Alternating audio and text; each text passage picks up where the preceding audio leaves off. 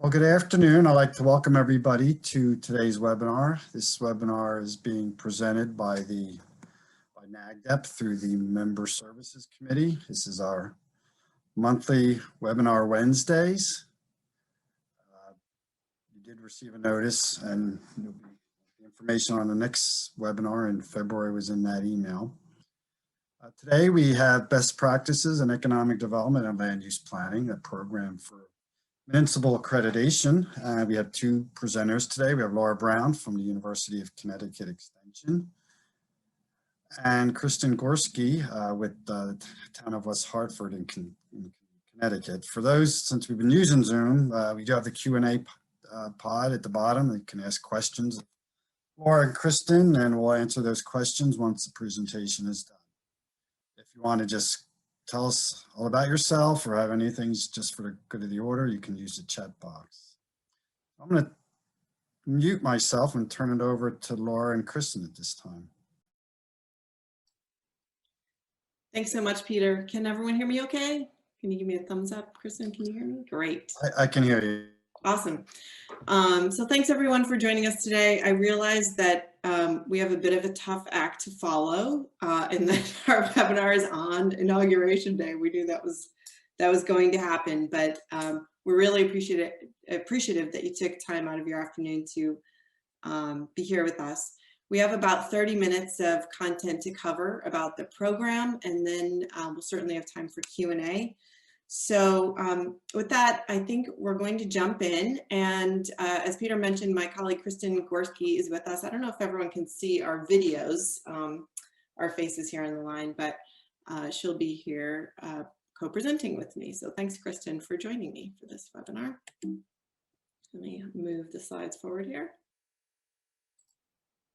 Okay, so before we get started, just wanted to give you a little bit of an overview of who we each are and how we fit in to this program before we kind of dig into the details. So as Peter mentioned, my name is Laura Brown, and I'm a community and economic development educator with the University of Connecticut Extension. I'm a statewide specialist, and I am also on the board of the Connecticut Economic Development Association. You can see our logo here.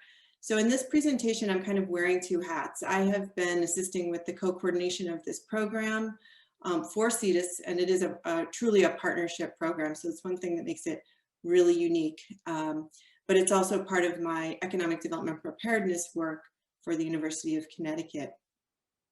So Kristen, do you want to tell us a little bit about yourself and how you fit in? Great. Thank you, Laura.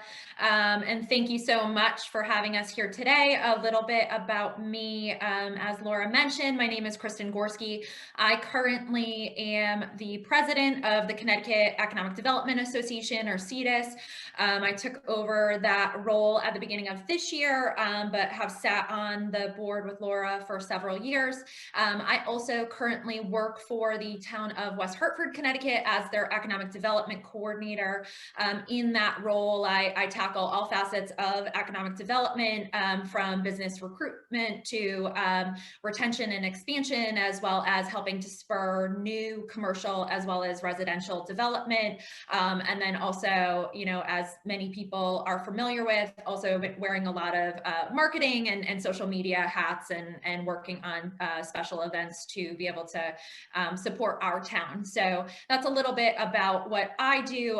Also a quick note, so I've been with the town of West Hartford for a little over 4.5 years now in the same role. I previously spent about a year and a half in another municipality in the city of Bristol in Connecticut, and before that was working for a regional planning agency in Massachusetts. So thank you so much for having us here today. Laura, do you want to move on to the next slide? Great. So I'll just give everyone a little bit of background about the state of Connecticut for those who might not be quite as familiar. So Connecticut is located next to New York, Massachusetts, and Rhode Island. We have approximately 3.5 million people for our population, 3 mid-sized cities of under 200,000. We are the land of the Mohegan Pequot indigenous people. the name Connecticut is derived from a Mohegan Pequot word, which means long tidal river. That refers to the Connecticut River, which is the longest river in New England and stretches from north to south as we move into the Sound. In addition to that, kind of unique to Connecticut, we do not work on a county government system. We have 169 municipalities that all have their own specific authority over land use as well as economic development policies and practices. We do have some kind of regional entities that many of our municipalities work in coordination with. We have Council of Governments, regional planning agencies, and some economic development organizations. Next slide, Laura. Great, and let me just give you a little bit more information regarding Cetus. So Cetus is a nonprofit membership organization. So we work to advance the practices of economic development through the state of Connecticut. We are made up of municipal, regional, and statewide economic developers. We have membership that also stretches private businesses, private economic development businesses, any sort of supporting organizations.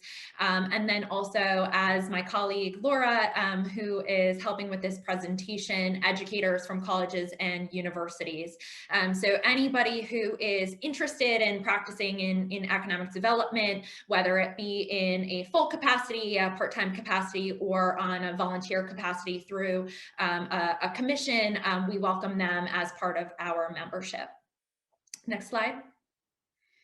And a little bit more about what Cetus does. So we are organized by a volunteer board of directors, and really our focus and goal is to provide as much opportunity as possible to our members, as well as tying into our mission, continuing to advance our practices in the state of Connecticut to make a stronger economy there. So our board puts together yearly several different types of forums, webinars, very similar to this, providing new content as well as educational opportunities to our membership. We also work with very key partners across the state of Connecticut. Noted on the slide is the Connecticut Economic Resource Center, which has recently rebranded as Advanced CT. They're a really great data center, as well as they're the retention arm of the state of Connecticut. So they work on a lot of the business retention efforts, and they're a really strong partner for us. We have a representative who consistently sits on our board, and we plug into a lot of the programming and support that they do around the state. In addition to that, we also have a fairly engaged and active policy committee, keep on top of everything that's going on through the state legislature, as well as individual items or issues that we are facing in all of our respective communities, and where we might be able to work through that channel to advocate for change. In addition to that, lastly, what I'll note is we are very focused, you'll see in this program, on continuing to provide additional growth as well as educational opportunities and ways for all of our municipalities, all of our members to really continue, again, to grow in their roles, in their communities, and hopefully for us to continue to grow as a state. Next slide. Next, we'll touch a little bit about kind of the catalyst for this entire program.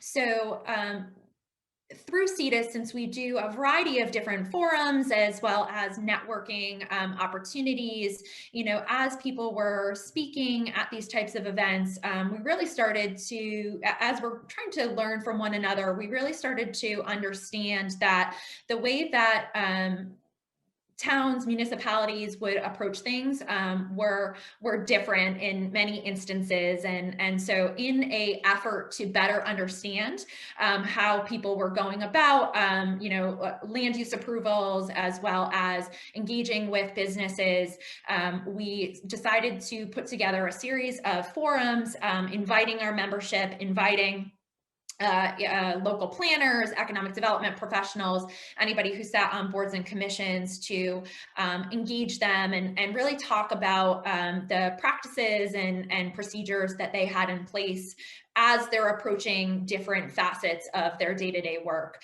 And so based on those forums, we really saw a lot of inconsistencies across the board. Some of those were in part a factor of the maybe limited employment that they had, staff power and employment that they had. Some communities either had nobody dedicated to economic development, specifically, perhaps some communities had a part-timer, some communities had, 1-2 people on staff based on their population and size, or some communities may have just relied on a commission to be able to advance these practices. So very inconsistent across the board. And we decided, what can we do as an organization to really highlight communities that are implementing change, doing things well, making sure that they're constantly on a track and an effort to be able to improve. And that's what really, again, was the catalyst behind this program. Next slide.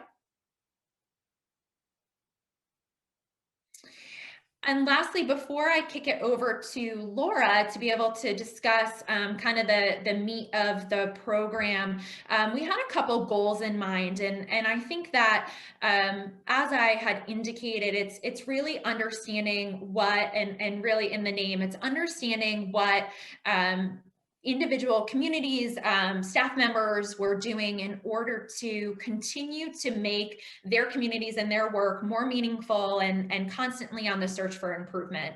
We wanted to give an opportunity to highlight a lot of the really positive things that were going on and positive processes and standards that were in place in a variety of different communities. We wanted to drive communities to pursue excellence in land use and economic development by recognizing those communities through this program. And we think that the application process really was an opportunity to showcase very intimately what everybody had going on and what their day-to-day practices were. Laura, would you now like to get a little bit more into the program? Yeah, absolutely. Thanks, Kristen. And I just wanted to add a couple more things in terms of the justification for this program. Kristen was describing sort of the lack of county government in Connecticut, which definitely contributes to that inconsistency in the way economic development was done. And we did implement a survey of local economic development organizations in 2017 to kind of find out what the organizational structure was in a lot of our municipalities, and found that, as Kristen mentioned, a lot of our economic development was happening primarily through volunteers who sit on economic development commissions. And for those of you who are in rural communities across the country, that may sound familiar because there are a lot of volunteers who kind of wear that hat, maybe do other things during the day, but then serve on a commission or even serve as the economic development contact for a particular community. So that was a real driver for this, I would say, from my perspective as well, understanding how I can support economic development statewide. The other piece of kind of the small state picture is that even though we are a very small state, we are the size of some counties in other states. We have the same issues in terms of communities or staff people who do economic development kind of getting very focused on what they do. And they're, when you're in your work, you don't have the ability to see some of the best practices that other communities are doing. So that was a real driver for this program as well. And as Kristen mentioned, the goal is more transparent, more efficient, community engaged economic development, and more and better economic development happening across our state. So here is what we started with. And I apologize, it looks like I'm looking at another screen. I have dual screen going on here. So I apologize, I'm not looking directly at you. But in partnership with Yukon Extension and the Connecticut chapter of the American Planning Association, Cetus launched this program as a pilot in 2016. This being one of the first programs this organization had launched, because it is not staffed. Kristen is the chair of the board, but there are no staff people. So it really was a partnership from many different organizations represented on the board. And what happened is the committee developed a series of criteria that were based on those forums that Kristen described in 2017, 2018. And out of those came sort of a list of key things that people felt economic developers and economic development organizations should be doing in every municipality. That was reviewed excessively by peers, economic developers across the state, and planners. And a request for applications was developed by a committee, and I'll talk a little bit about that committee in a minute. That was issued in May 2009. Communities then received that document. They could look at all the criteria, and they completed an application, which essentially was providing documentation of their how they were fulfilling each of those criteria. Sometimes it was screenshots with a little bit of narrative, but they sent back a PDF that was their completed application, documenting how they had fulfilled all of these criteria. Then those applications were reviewed by a team of peers who largely came out of those forums and the Cetus board. They were sort of self-selected reviewers, people who opted in to be a reviewer for this process.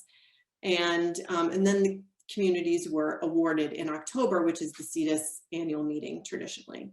So that's a general overview of how this worked. Again, this was a real partnership effort because there were no staff. So, you know, Yukon, what we do is run programs, education programs. So this was a really clear fit for my work.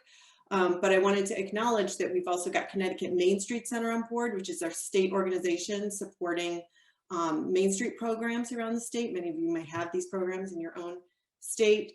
Kristen mentioned Advanced CT, and then these two other partners, Connecticut chapter of the American Planning Association. We also had a number of sponsors, and this was primarily to support our internship that was part of the program, and also the actual physical awards that were printed.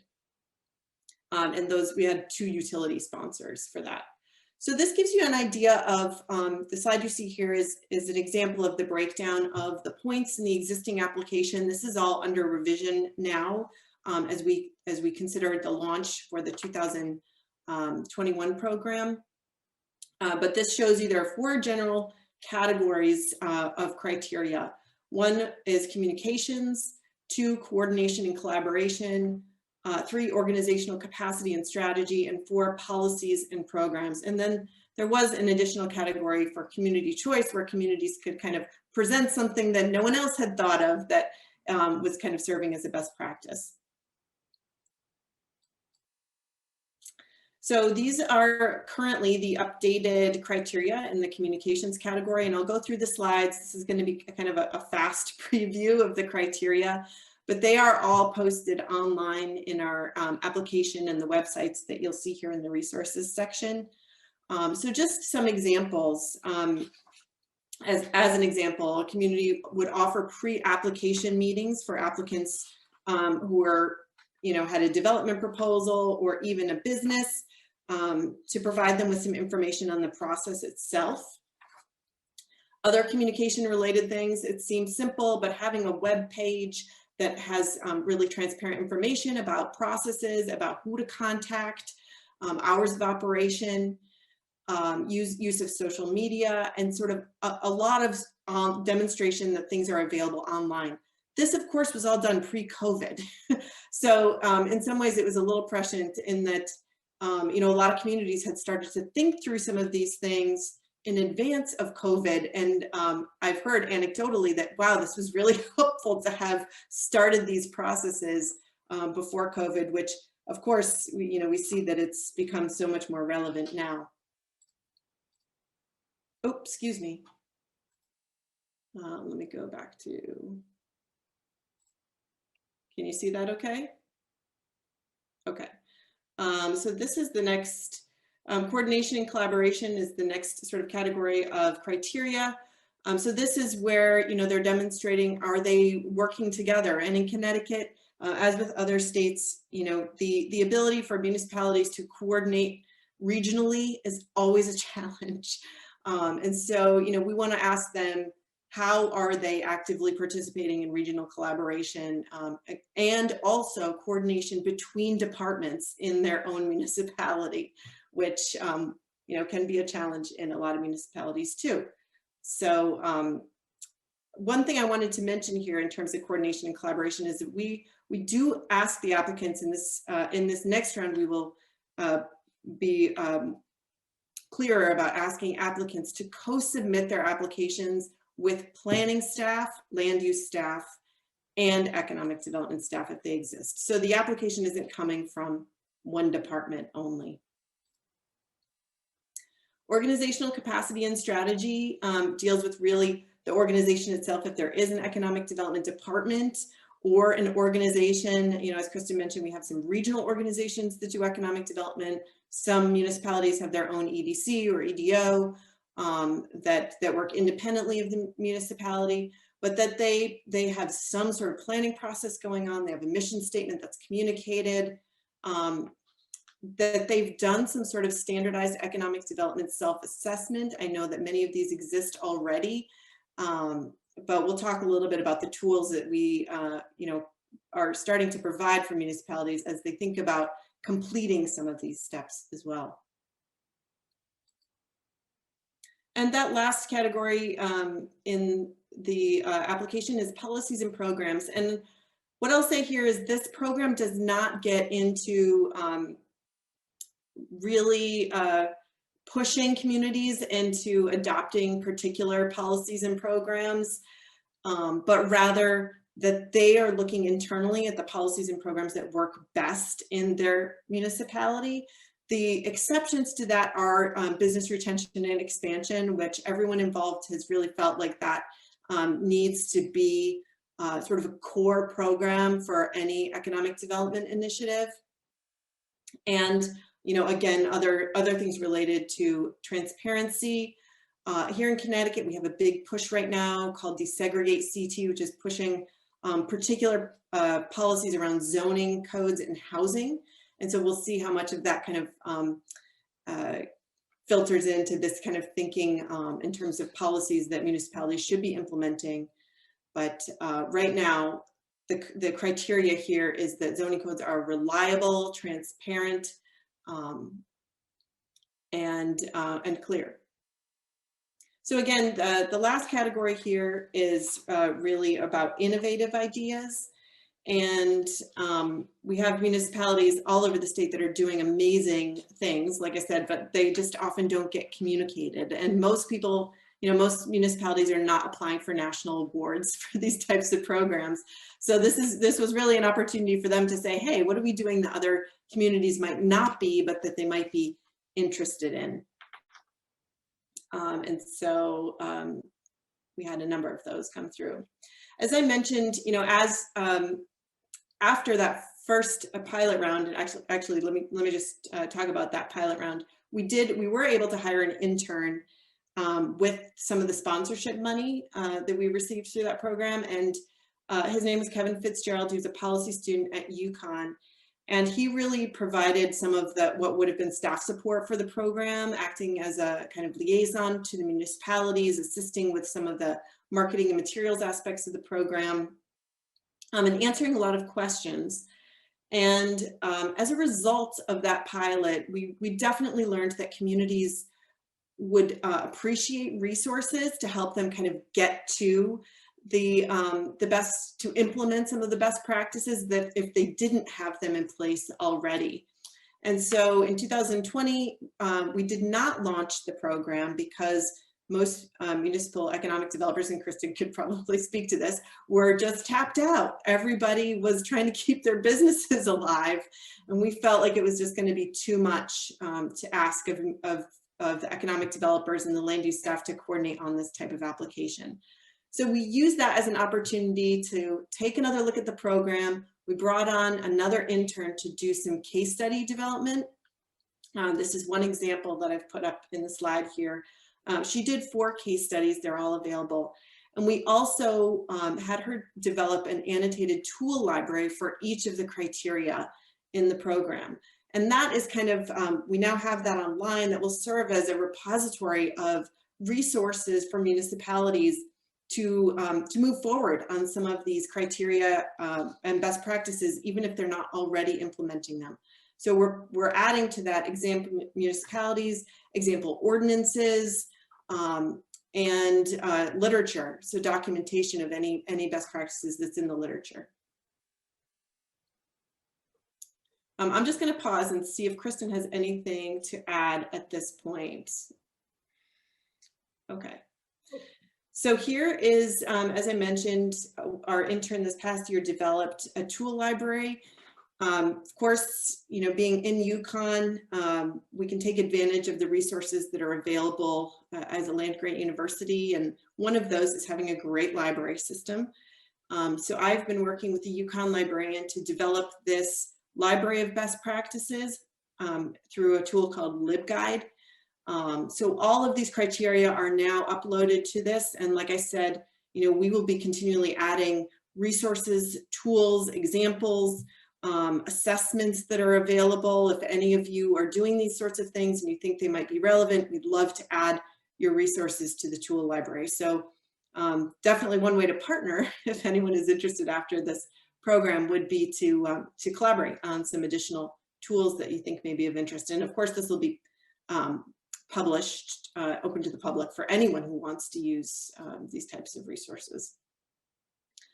So really the workhorse of this program is the Best Practices Committee. And this is a large committee of economic developers and staff from different types of economic development organizations around the state who have been meeting monthly, if not more regularly, to do all the criteria revision, the program policy.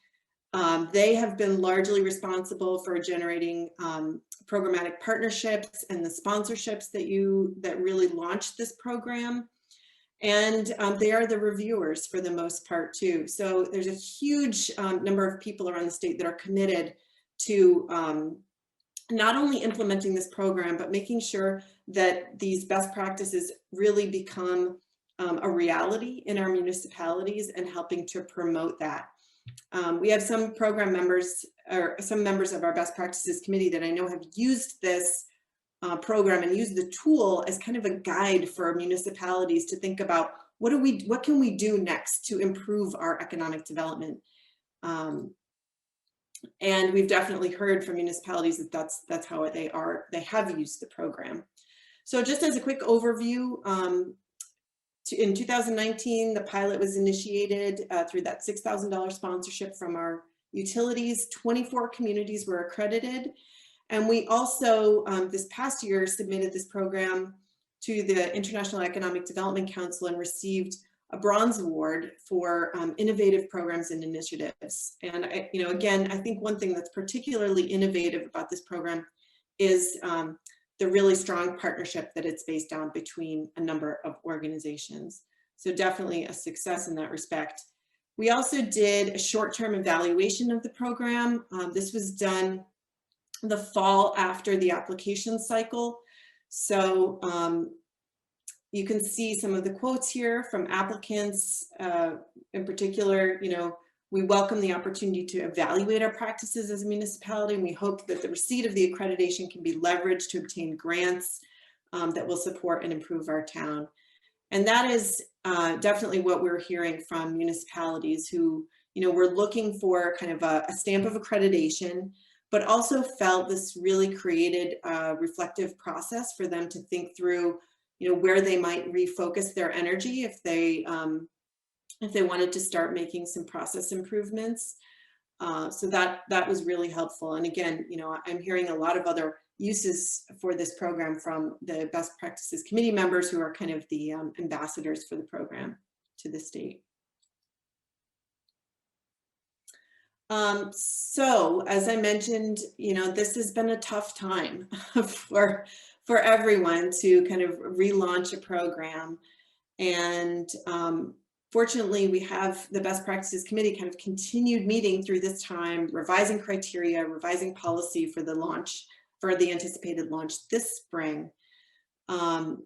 But we also recognize the need to go back to some of those municipalities who applied, ask them, how they have, what changes they've made, and do some more long-term evaluation in terms of the impacts of the program.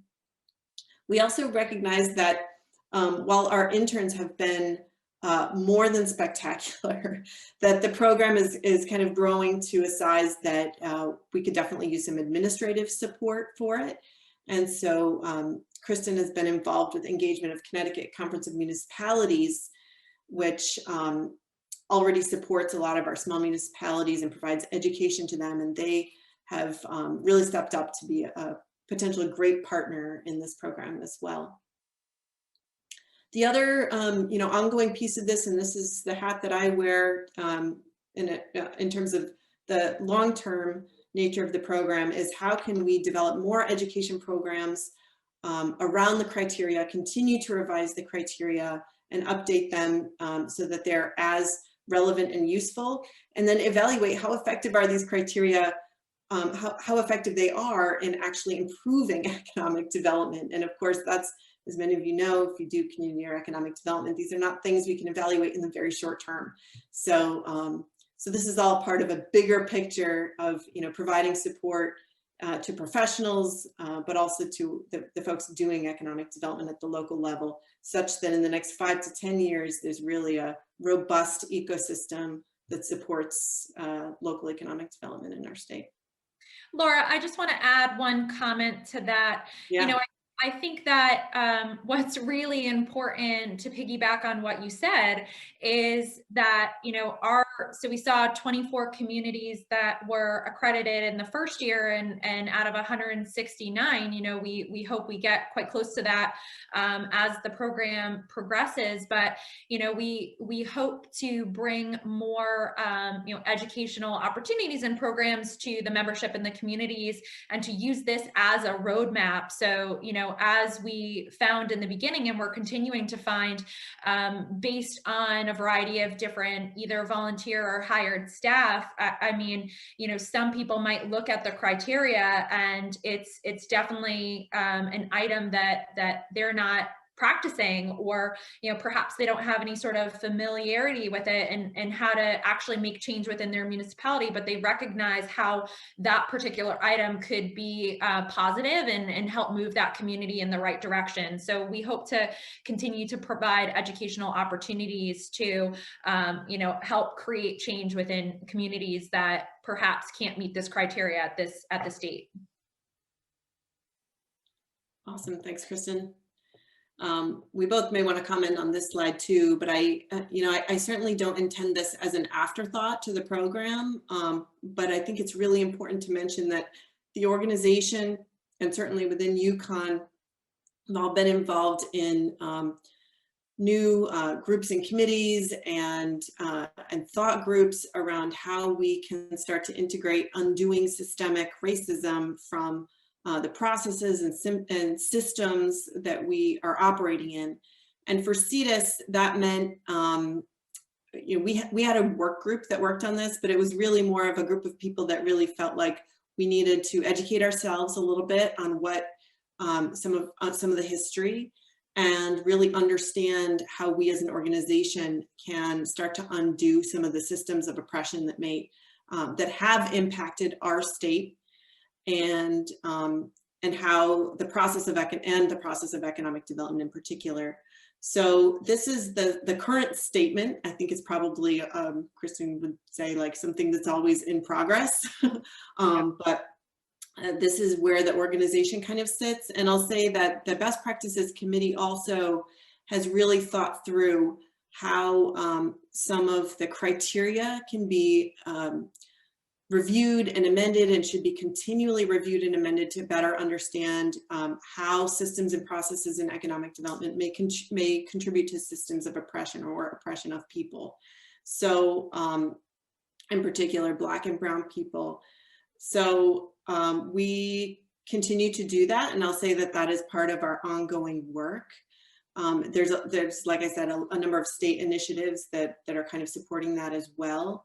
But I would encourage you all to start thinking through that as well, and ways that might be integrated. And I welcome your thinking on that also. Just a couple of resources here to link to some of the things that we mentioned. That tool guide, the LibGuide, I didn't provide the link to directly, but that will be posted to, oh, I'm sorry, there's a typo in there. It's www.communities.extension.uconn.edu. So you can go to either of these websites and get links to that LibGuide when it is live. And again, I welcome partnership on that also. I've put my contact information in here. Feel free to contact me at any time. Kristen, I didn't know if you wanted to advertise your contact information, so I didn't put it in there, but we are both findable people as folks who do outreach. So Kristen, was there anything else that you wanted to add? Not much, Laura. I mean, I really appreciate you taking the time to move through, you know, very diligently all the aspects of this program. I think that we're happy to take any questions. You know, I think before that, what I will say is, you know, this program, we're super excited about it. We think that year one was successful, as Laura had mentioned. You know, as everybody experienced, COVID put a hold on things, and even though it's not over yet, I think what I had said was, you know, it's the volume has not decreased for people, but now we just have better tools to be able to deal with it, and it's a little less chaotic at this point. So we think that as people are getting an opportunity to continue to get back into you know, their regular day-to-day, especially with really great movement on vaccine, especially in Connecticut, you know, we are very optimistic, and we think that we're going to gear up for a really great year, and hopefully, you know, be able to accredit many more communities. Thank you so much. Oh, well, thank you. Well, I just have maybe it's a confession, but before I worked for Extension, I was a county planning director. So I know the relationship between land use planning and economic development. In Pennsylvania, we have 2,500 municipalities, 67 counties. And I've also served on my township planning commission. So sometimes there's I don't know if the word's conflict between people that are promoting economic development. And a lot of times in Pennsylvania, they're not really affiliated with either type of county or local government. There may be an economic development association or something that's trying to promote economic development. But so there's always sometimes that disconnect there because they want to do things, and then the land use people, planners, you know, we have state enabling legislation, just like I imagine in Connecticut, that gives the power of land use to local government, and they have to go through a whole process to approve development. But I just had a question, and I can talk more, but I'd let others put questions. But so this is an accreditation program. Was it some type of curriculum that they learned about, or through your application process, they submitted information that you were using to determine whether they get some type of accreditation? I mean, I'm just curious how they get that accreditation. Maybe I missed something in the presentation. I'm just curious if there were any benchmarks or things that they had to learn about and then bring back to their communities, you know, for. Yeah, so there was no training provided in advance. Okay. And that's something that we, you know, plan to implement. But the accreditation is through the completion of the application criteria that we talked about. So they actually demonstrate whether they meet those criteria or not through the application that they submit. So that's either, you know, through a narrative that they're writing, that they're screenshots of that exemplify how they meet the criteria. And the criteria that they don't meet are really opportunities for the community to dig in and do a little bit more work. So the accreditation doesn't come from attending a class necessarily or going through a training. That is something that we could certainly do as a follow-up, and as Kristen mentioned, there's a lot of opportunity to do more education, whether it's, on a municipal level or on a state level, where they're all getting sort of a uniform training. But right now, the publication of the criteria has in itself been really impactful. And I will also just add, and I should have thrown this into the introduction, not only working with the program, but I was a community who went through the program. It definitely was incredibly multifaceted, and I did have to bring in, many of my colleagues. The town planner was a huge help in terms of pulling together the application, our building official, our fire marshal, our director of community development. We all added towards pulling together information from, different code resources, from our town zoning ordinances and what have you. And really, in order to pull together the data and the materials to submit the application, I think it probably, and we found this with many communities, it probably took about, anywhere from 20 to 30 hours cumulatively between all staff that worked on it. And we certainly heard that across many of the communities. So, where Laura mentioned it's not necessarily a traditional course or that type of offering, it certainly was labor intensive, time intensive. Mike reminded me there is an evaluation, if people could please complete that. I don't see any more. I don't see any questions. If you have any, feel free to put it in the Q&A. I'm just thinking out loud based on my experience in the past. I know a lot of times communities compete against each other for economic development. So I don't know if this is some way to kind of get everybody working together in all 169 towns. And I imagine that some towns are probably real rural, probably the northwest part of the state, possibly, or some areas where you have a lot of volunteers. Maybe you don't have an economic development office per se, or just a committee. So I was just curious, how has it been received by the towns that have participated in this accreditation? We presented some of the short-term evaluation data, but I think, like I said, doing a longer-term evaluation of the program is something we'd like to do this spring, to see what has come of that process. And I do think just the opportunity to share out some of their best practices. Anecdotally, I have heard that has been helpful. What we haven't done very well is to pull out those examples from the applications and make them widely available yet. So I'd say, like, we haven't fully fleshed out how that, other than like in a written case study, how the best practices, how that sharing occurs more broadly. And that is something we definitely could do, because there is an interest in that. But the kind of coordination that Kristen described between, I see the comment here, the tension between preservationists, conservationists, economic developers. So the fact that those departments aren't talking very much, just the process of going through this, many communities have said was very, very beneficial, because it forced them to say, hey, talk to the land use staff. Can you give me examples of this? Or, do you have an example of this? And in some ways, it takes the onus off of of those staff to say, hey, you should be doing this. Now there's a state program that's saying we should have our things online, or we should be doing, this is what I've been saying all the time. But now there's the state organization that's kind of adding support for some of the changes that maybe they had wanted to make. So there's certainly a lot of opportunity coming out of this to continue the program.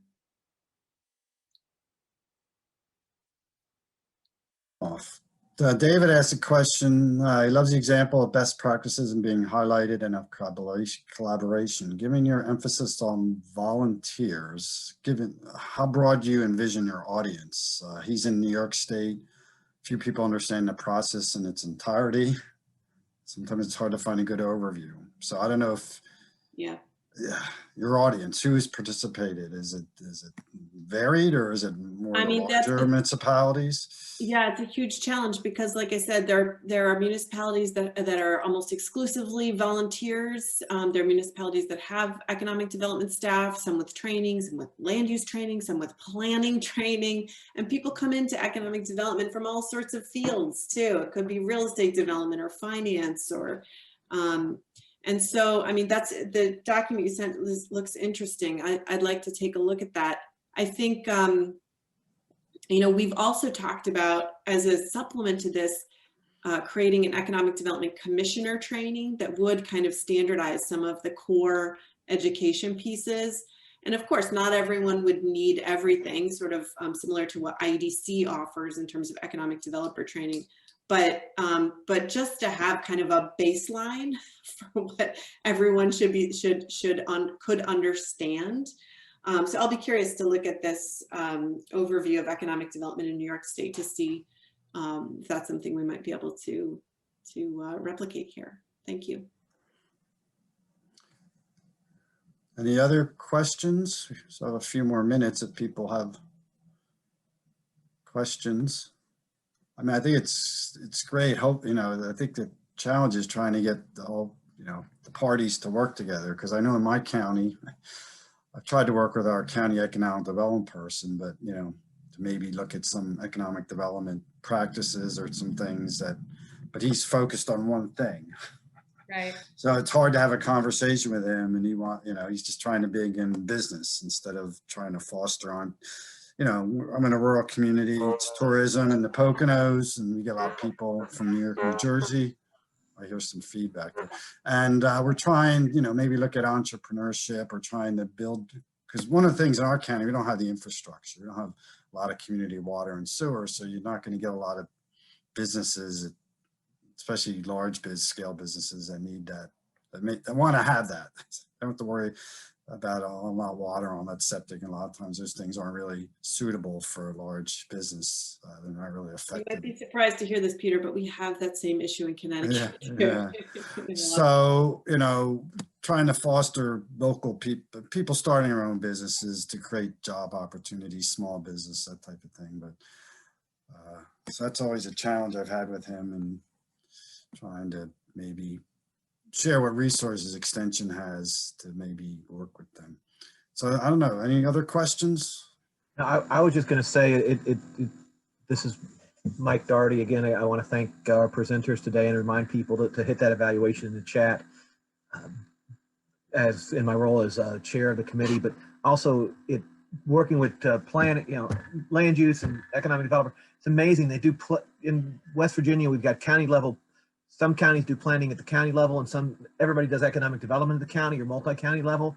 It's amazing how infrequently in some places these two groups who are supposed to be looking at the future of a community don't talk to one another. Hopefully programs like this will alleviate that disconnect.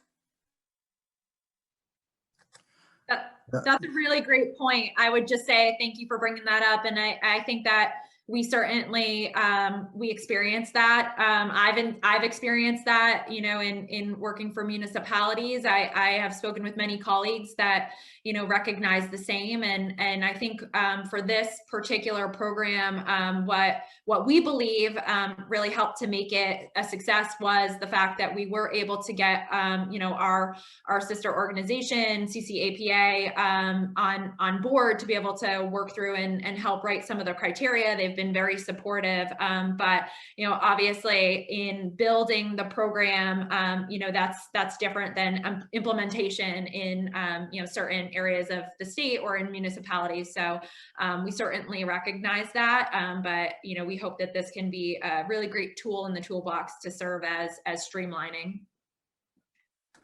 And the other thing I'll say, that a lot of times economic development people blame the local government for not, you know, they're trying to bring business in, and then there's going to be at least in Pennsylvania, they're saying, you know, 1 to 2 years to get through the permitting process. So that's, if we can work together and then trying to alleviate those issues.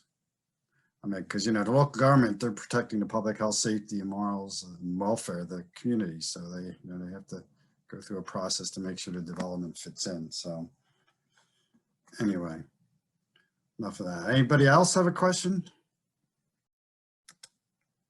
If not, I'd like to thank Kristen and Laura for the presentation today, and on behalf of the Member Services Committee for NACDEP.